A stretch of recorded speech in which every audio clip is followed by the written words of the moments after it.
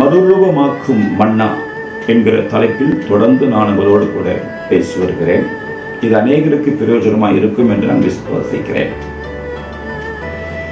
இன்னைக்கு நம்முடைய தேவன் நமக்கு ஒரு நல்ல ஒரு பலிபீடத்தை, நாம் தேவனை சந்திக்கிற ஒரு இடத்தை கர்த்தர் நமக்கு ஆயத்தப்படுத்தி கொடுத்திருக்கிறார்.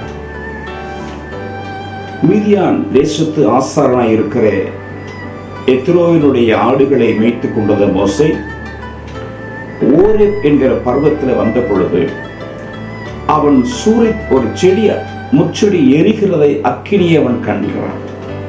இது என்ன அற்புத காட்சி, நான் போய் பார்ப்பேன்னு சொல்லும்போது கர்த்தர் அவனோடு கூட பேசி, மோசே கிட்டி வராதே, இது பரிசுத்த பூமி, உன் பாதரட்சை கழட்டு என்று கர்த்தர் சொல்லுகிறார். எனக்கு அருமையானவர்களே, இன்னைக்கு பலிபீடம் நாம் நின்று பிரசங்கிக்கிற, நின்று ஆராதிக்கிற எந்த இடமா இருந்தாலும் தேவன் இறங்கி வந்திருக்கிற பலிபீடமா இருக்குமானால் ஒரு பயம், ஒரு நடுக்கம் நமக்கு இருக்க வேண்டிய அவசியமா இருக்கிறது.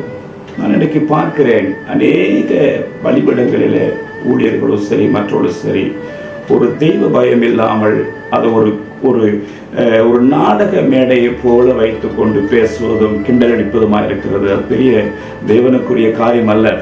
ஆகவே மோசேயை தேவன் சந்தித்த அந்த இடம் அவன் ஊழியத்தின் மிகப்பெரிய நீண்ட 40 ஆண்டு கால ஊழியத்துக்கான சந்திப்பாக இருந்தது. உங்கள் வாழ்க்கையில கூட நீங்கள் தேவனை சந்தித்திருப்பது உண்மையானால், தேவன் உங்களை பயன்படுத்துகிற உண்மையானால், நீங்கள் நிற்கிற இடம் பரிசுத்த பூமி என்கிற எண்ணத்தை வைத்துக்கொண்டு பயபக்தியோடு கூட நடுக்கத்தோடு கூட அந்த பலிபீடத்தில் நீங்கள் காணப்படுகிறால் ஒரு அக்கினி உங்களை புடமிட்டிருக்குமானால் நிச்சயமாகவே உங்களை கொண்டு நீண்ட மகிமையான ஊழியத்தை கட்ட கட்டி எழுப்புவாராக. God bless you.